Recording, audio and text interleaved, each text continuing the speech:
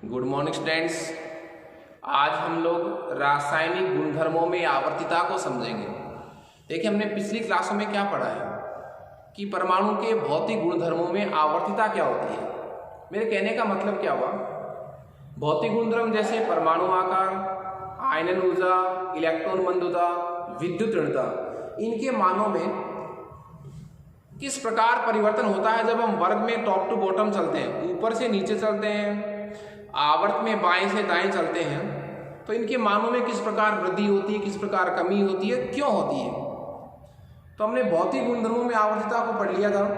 आज हमारा जो टॉपिक है वो है रासायनिक गुणधर्मों में आवर्तिता, कि परमाणु के रासायनिक गुण वर्ग व आवर्त में किस प्रकार परिवर्तित होते हैं। इसमें हमारा फर्स्ट टॉपिक है वो है संयोजकता।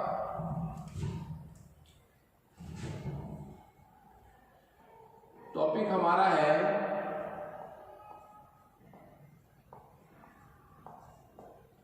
रासायनिक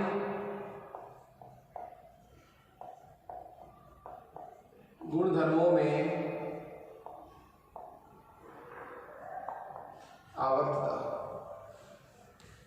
रासायनिक गुणधर्मों में आवर्तता,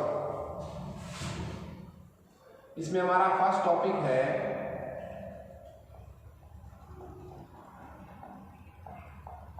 संयोजकता। तो वर्तमान में इसके लिए अच्छा शब्द क्या है यूज करते हैं अपन, वो है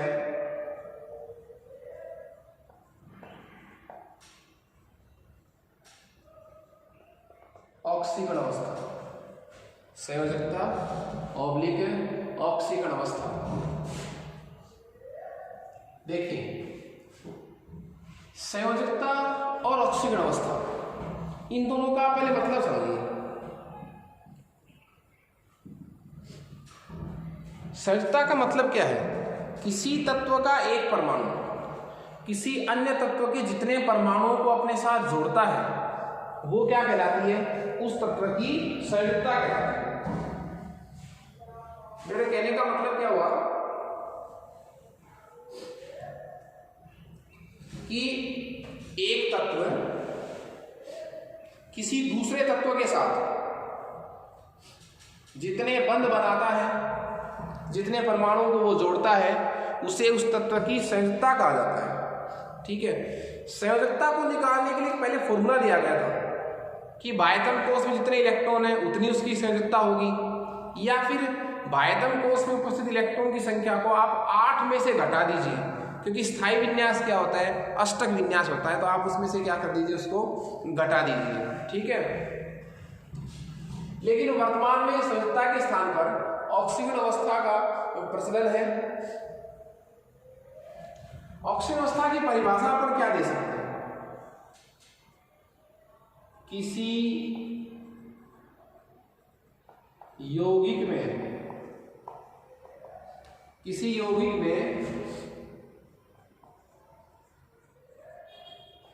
एक तत्व द्वारा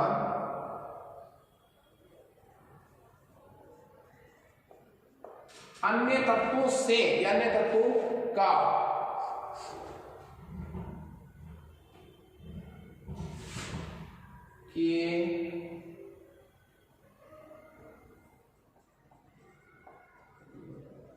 आवेश ग्रहण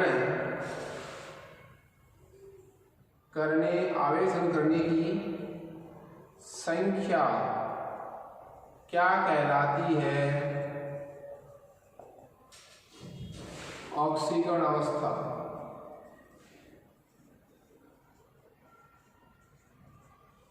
ऑक्सीकरण अवस्था कहलाती है किसी यौगिक में एक तत्व के परमाणु द्वारा अन्य तत्वों के परमाणु के आवेश ग्रहण करने की संख्या उस तत्व की क्या कहलाती है, ऑक्सीकरण अवस्था कहलाती है। जैसे मैं बात करूं, कुछ एग्जाम्पल मैं आपको बताऊंगा ऑक्सीकरण अवस्था की। कुछ कॉमन ऑक्सीजन स्टेट भी आप याद रख सकते हैं, कुछ सामान्य ऑक्सीजन अवस्थाएं आप याद रख सकते हैं। जैसे सामान्यतः प्राय की बात कर रहा हूं, ये कोई वैसे नियम नहीं है। सामान्यतः प्राय यदि वर्ग संख्या कितनी है, 1, वर्ग संख्या कितनी है? 1। तो ऑक्सीजन अवस्था सामान्यतः कितनी? +1। वर्ग संख्या 2 है तो +2, वर्ग संख्या 13 है तो +3, 14 है तो +4, 15 है तो +5 और +3 भी, 16 है तो +6 भी और -2 भी, 17 है तो -1 भी और +7 भी, 18 की कोई अवस्था है नहीं। ये सामान्य ऑक्सीजन अवस्थाएं हैं तत्वों की, आप बड़ा अंदाजा लगा सकते हैं। कुछ एग्जाम्पल मैं आप लोगों को बताऊंगा जहां से आप इनको यूज कर सकते हैं। जैसे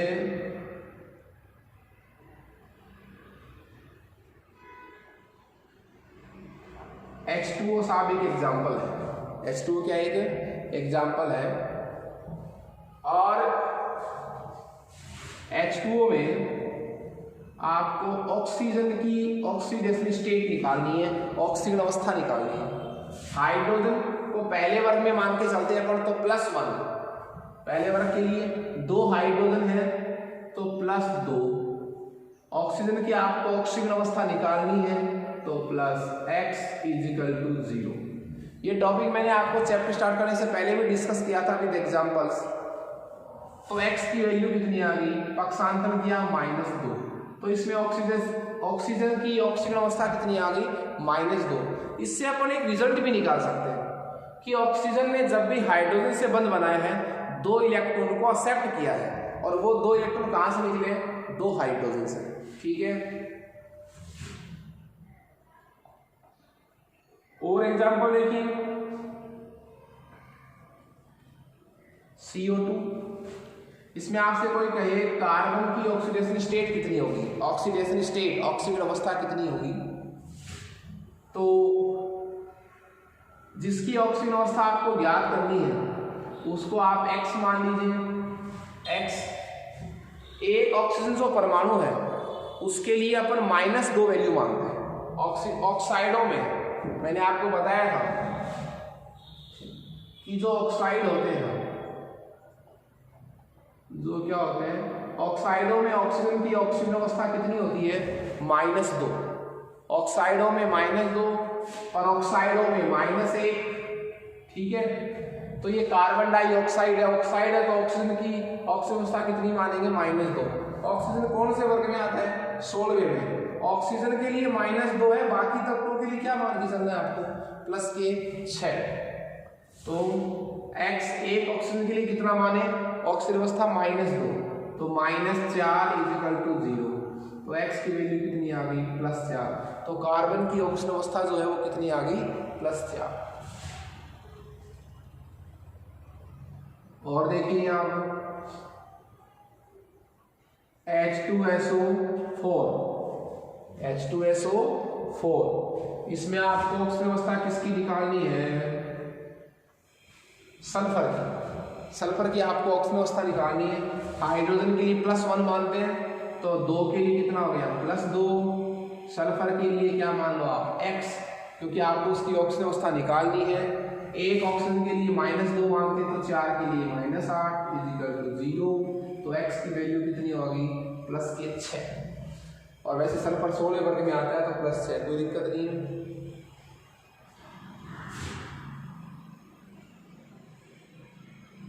उसके बाद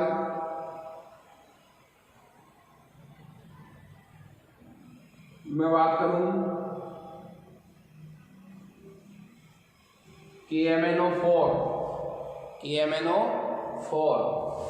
इसमें आपको मैग्नीज की ऑक्सीजन अवस्था निकालनी है साहब। किसकी ऑक्सीजन अवस्था निकालनी है?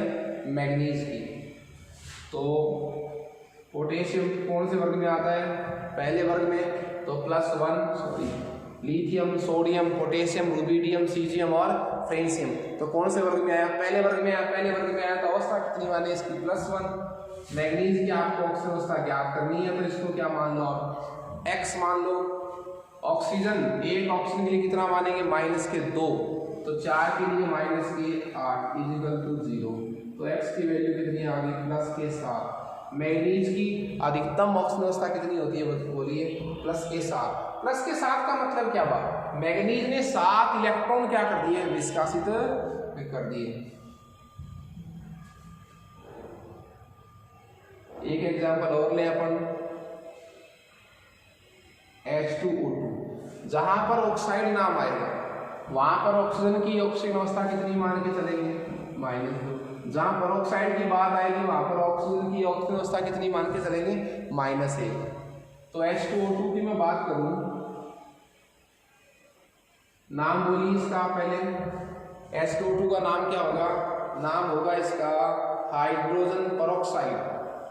हाइड्रोजन परऑक्साइड, देखिए बोलने में क्या लग रहा है, बोलने में नाम क्या बोल रहा हूं, हाइड्रोजन परऑक्साइड। तो परऑक्साइड का मतलब क्या है, इस बार ऑक्सीजन की ऑक्सीजन अवस्था कितनी माननी है आपको, -1। तो देखें आपको हाइड्रोजन की ऑक्सीजन अवस्था याद करनी है साहब, तो हाइड्रोजन की ऑक्सीजन अवस्था याद करनी है तो हाइड्रोजन के लिए तो x मान है, खुद हाइड्रोजन कितने हैं 2, तो क्या हो गया 2x प्लस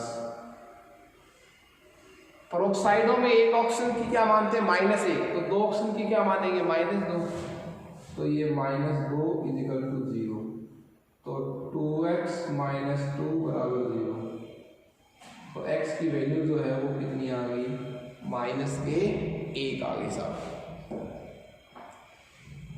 तो ये था कुछ एग्जाम्पल थे, ये टॉपिक मैं आपको पहले रिवाइज भी करवा चुका हूं। देखिए ऑक्सीजन अवस्था का मतलब ये भी हो सकता है कौन तत्व कितने इलेक्ट्रॉन त्याग कर रहा है बंध बनाने के लिए, कितने इलेक्ट्रॉन ग्रहण करना है बंध बनाने के लिए। तो यदि ऑक्सीजन अवस्था प्लस में आ रही है, इसका मतलब क्या हुआ कि वह तत्व जो है वो इलेक्ट्रॉन का क्या कर रहा है, निष्कासन कर रहा है साहब। क्या कर रहा है, इलेक्ट्रॉन का निष्कासन।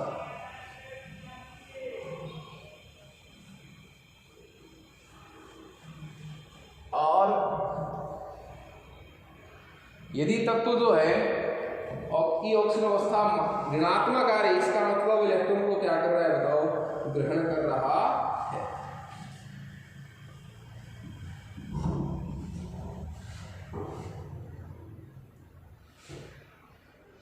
सेकंड नंबर जो हमारा गुणधर्म है वो है रासायनिक क्रियाशीलता, परस्पर बंध बनाने की क्रियाशीलता। दूसरा रासायनिक गुणधर्म अपन ले रहे हैं और वो है रासायनिक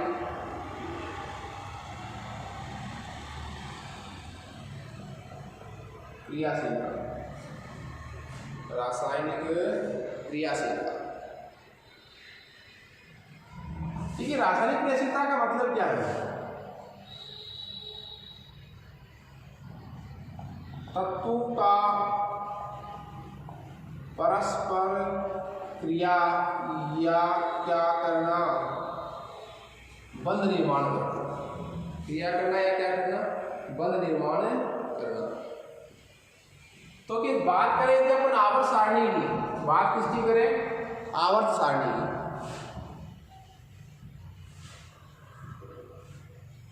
ये मान लीजिए आवर्त सारणी है,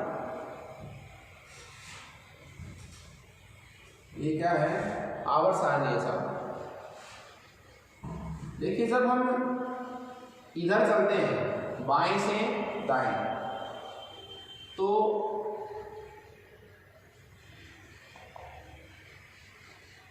अधात्विक जो क्रियाशीलता है में क्या होती है, वृद्धि। जब हम बाएं से दाएं चलते हैं तो इलेक्ट्रॉन ग्रहण करने की प्रवृत्ति बढ़ती जाती है। इलेक्ट्रॉन ग्रहण करने की प्रवृत्ति का मतलब क्या हुआ, कैसी प्रवृत्ति बढ़ती जाती है साहब, अधात्विक प्रकृति में वृद्धि होती है और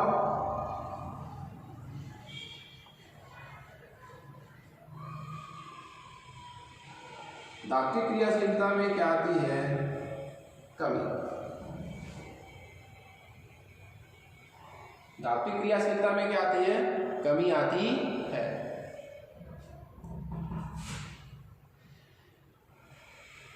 धात्विक क्रियाशीलता में क्या आती है? कमी, मतलब इलेक्ट्रॉन त्यागने की प्रवृत्ति कम हो जाती है साहब। कब? जब हम लेफ्ट टू राइट चलते हैं, बाएं से दाएं चलते हैं, तो सर्वाधिक क्रियाशील कौन है? जब इधर वृद्धि हो रही है ना, इसका मतलब सर्वाधिक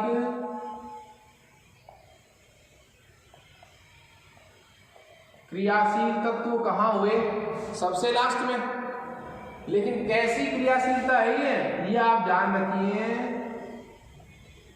इलेक्ट्रॉन को ग्रहण करने की क्रियाशीलता। तो आवर्त सारणी में सबसे दाएं जो तत्व हैं वो सर्वाधिक क्रियाशील होते हैं, किसके प्रति? इलेक्ट्रॉन एक्सेप्ट करने के लिए, अधात्विक क्रियाशीलता के प्रति। धात्विक क्रियाशीलता क्या हो रही है? कमी। इसका मतलब धातुओं की क्रियाशीलता सर्वाधिक क्रियाशील ये भी है, सर्वाधिक क्रियाशील तत्व है ये भी, पर कैसी क्रियाशीलता है? इधर वाले बाएं तरफ, सबसे बाएं तरफ, वो है कैसी क्रियाशीलता? धात्विक क्रियाशीलता, सर्वाधिक।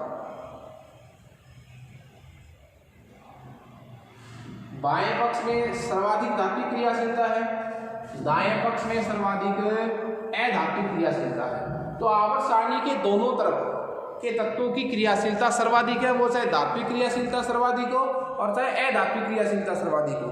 धात्विक का मतलब इलेक्ट्रॉन त्यागने की प्रवृत्ति, अधात्विक का मतलब इलेक्ट्रॉन एक्सेप्ट करने की प्रवृत्ति। तो सबसे बाएं ओर तत्व है उनकी प्रवृत्ति है इलेक्ट्रॉन को त्यागने की, सर्वाधिक प्रवृत्ति है, और सबसे दाईं ओर जो तत्व है इधर आवर्त सारणी में उनकी भी सर्वाधिक क्रियाशीलता है, लेकिन कैसी? अधात्विक प्रवृत्ति। अधात्विक प्रवृत्ति का मतलब क्या हुआ? इलेक्ट्रॉन एक्सेप्ट करने की प्रवृत्ति सबसे ज्यादा किधर वालों की? इधर वालों की। इलेक्ट्रॉन त्यागने की प्रवृत्ति सबसे ज्यादा किसकी है? इधर वाले तत्वों की। मध्यम में जो तत्व है उनकी क्रियाशीलता मध्यम क्रियाशीलता है। मध्यम तत्वों की क्रियाशीलता जो है वो कैसी बोली जाएगी? मध्यम, मतलब उनमें धात्विक प्रकृति के गुण भी हैं और अधात्विक प्रकृति के गुण भी है। मेरे कहने का मतलब क्या हुआ? वो इलेक्ट्रॉन को एक्सेप्ट भी करते हैं और इलेक्ट्रॉन को त्यागते भी हैं। ओके,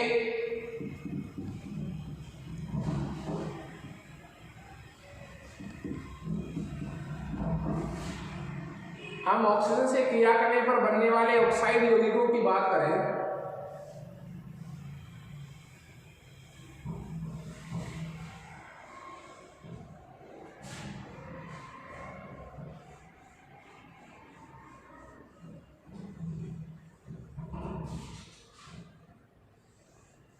ऑक्सीजन से क्रिया करके बनने वाले ऑक्साइड यौगिकों की मैं बात करूं तो जो सबसे बाईं ओर तत्व उपस्थित है, सबसे बाईं ओर जो धातुएं हैं उनके जो ऑक्साइड होते हैं वो सामान्यतः क्षारीय होते हैं। आवर्त सारणी के सबसे दाईं ओर जो तत्व हैं जिनको मैं अधात्विक प्रकृति का कहता हूं उनके जो ऑक्साइड हैं वो अम्लीय हैं, और मध्यम वाले जो तत्व हैं उनके तत्वों के जो ऑक्साइड है वो क्षारीय भी हो सकते हैं, अम्लीय भी हो सकते हैं, उभयधर्मी प्रकृति भी हैं, और कुछ जो ऑक्साइड हैं वो उदासीन प्रकृति के भी हैं। ओके, देखिए ये छोटा चैप्टर था, चैप्टर हमारा कंप्लीट हो चुका है। चैप्टर था कि आवर्त सारणी क्या है, तत्व कितने हैं, इनको किस आधार पर हमने वर्गीकृत किया है, आधुनिक आवर्त सारणी कौन सी है, आवर्त सारणी के विभिन्न तत्वों के नाम, उनके प्रतीक, उनके परमाणु क्रमांक, उनका इलेक्ट्रॉनिक विन्यास आपको याद करना बहुत ज़रूरी है। तो ये जो स्टार्टिंग के 4 चैप्टर अपनी केमिस्ट्री में, जिनमें 3 हो गए हैं, बहुत ही बेसिक हैं, ये आपको एनी टाइम याद रहने ही चाहिए। तो इस चैप्टर में हमने विभिन्न तत्वों के नाम, उनकी आवर्त सारणी को पढ़ा। कुछ भौतिक गुणधर्म हमने पढ़े थे, जैसे परमाणु आकार क्या होता है, आयन ऊर्जा क्या होती है, इलेक्ट्रॉन बंधुता क्या होती है, विद्युत ऋणता क्या होती है, संयुक्तता क्या होती है, ऑक्सीजन अवस्था क्या होती है, इनके मान किस प्रकार बदलते हैं, इनकी परिभाषा क्या है, ये वगैरह आपको याद करने हैं। अब इस चैप्टर में कुछ 2-4 प्रश्न हैं जो आपको रिवाइज करने हैं। वो चैप्टर के बीच में आ चुके हैं लेकिन फिर भी आपको रिवाइज करने हैं, वो मैं आपको यहाँ डिस्कस कर देता हूँ। देखिए, जैसे आपके पास प्रश्न है कि आप कैसे सिद्ध करेंगे, आप कैसे सिद्ध करेंगे कि कौन सा ऑक्साइड जो है वो अम्लीय है और कौन सा क्या है, क्षारीय। तो परिभाषा क्या होती है पता है आपको?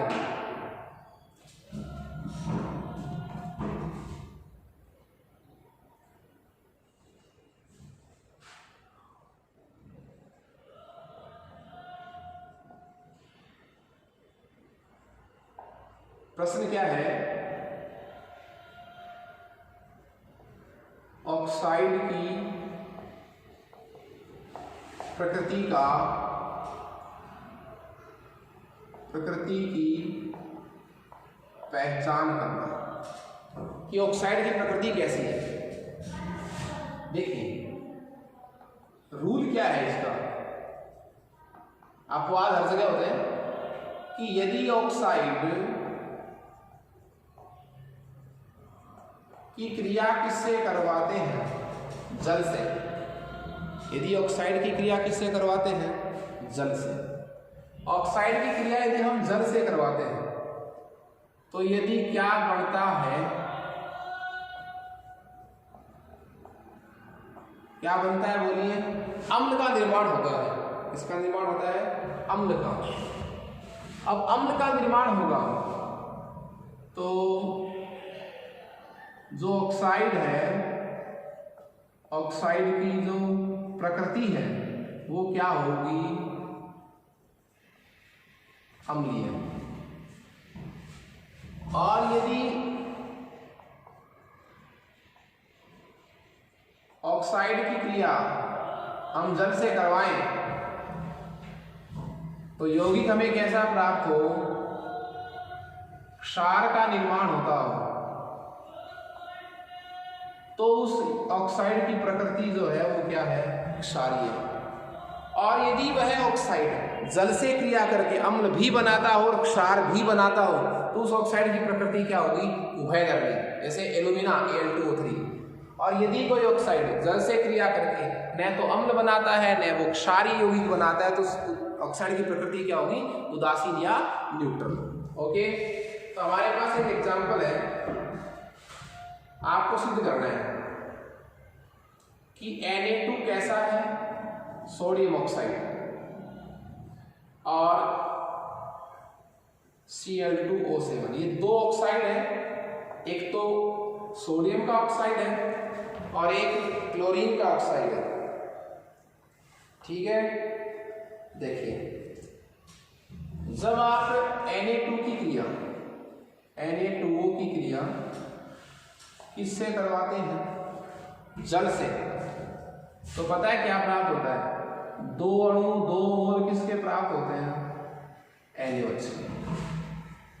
जब आप सोडियम ऑक्साइड की क्रिया जल से करवाते हैं तो आपको NaOH प्राप्त होता है। NaOH का मतलब क्या हुआ, सोडियम हाइड्रोक्साइड। और सोडियम हाइड्रोक्साइड एक ऐसा यौगिक है, क्षारीय। तो बताइए इस सोडियम ऑक्साइड की प्रकृति कैसी होगी, क्षारीय प्रकृति। क्यों, क्योंकि इसने जल से क्रिया करके क्या बनाया है, क्षार बनाया है। क्लोरीन के ऑक्साइड की क्रिया भी आप किससे करवा दें, जल से। तो यहां भी बनेगा HClO4 पर क्लोरिक अम्ल, दो अणु बन जाएंगे, दो मोल अणु। अब देखिए आप, ये जो है वो एक कैसा यौगिक है, अम्लीय यौगिक है, पर क्लोरिक अम्ल HClO4। तो जब क्लोरीन का ये ऑक्साइड जल से क्रिया करके जब अम्ल बना रहा है तो इस ऑक्साइड की प्रकृति कैसी होगी, अम्लीय प्रकृति होगी। तो आप किसी भी ऑक्साइड की प्रकृति की पहचान जो है वो जल से क्रिया करके कर सकते हैं।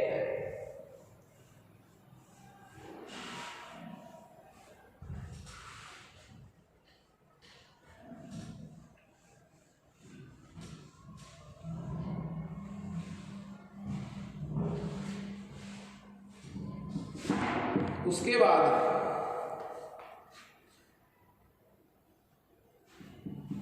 देखिए हम एक प्रश्न पढ़ रहे हैं,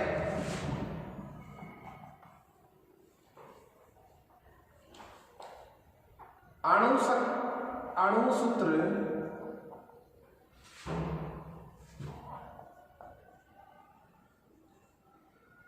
का पूर्वानुमान, प्रागुक्ति प्रेडिक्ट कर सकते हैं अपन अणुसूत्र का। कैसे? आपसे कह दिया एक यौगिक है सिलिकॉन तथा ब्रोमीन से निर्मित यौगिक।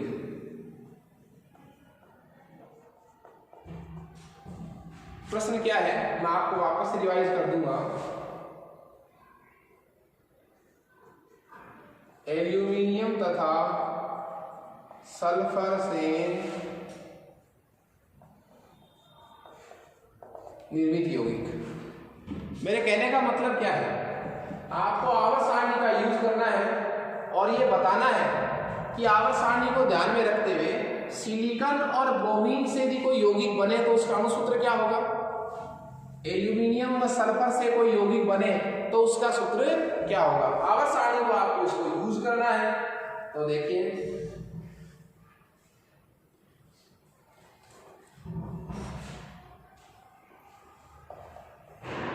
सिलिकॉन कौन से वर्ग में आता है, वर्ग संख्या 14।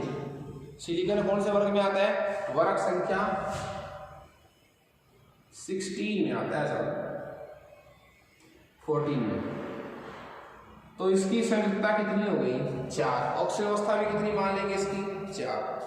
ठीक है, तो वर्ग 14 में है तो सिलिकॉन की संयुक्तता कितनी मानी, 4। ब्रोमीन जो है वो वर्ग किसमें पड़ा है, 17 में, तो उसकी संयुक्तता कितनी मान के चलते हैं, 1।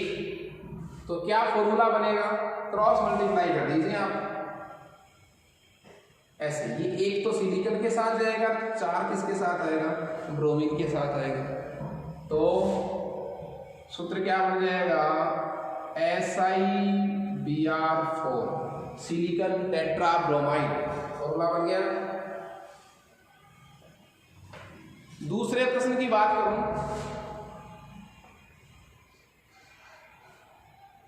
एल्यूमिनियम जो है, एल्यूमिनियम आता है वर्ग संख्या 13 में। एल्यूमिनियम का आता है वर्ग संख्या, बोलो 13 में। तो इसकी जो संयुक्तता है वो कितनी है, 3। क्लियर है। और जो सल्फर है वो वर्ग संख्या आता है 16 में, उसकी संयुक्तता कितनी मानते हैं अपन, 2।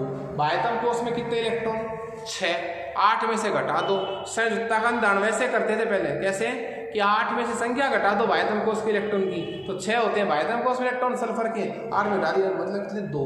तो संयुक्तता कितनी हो गई, 2।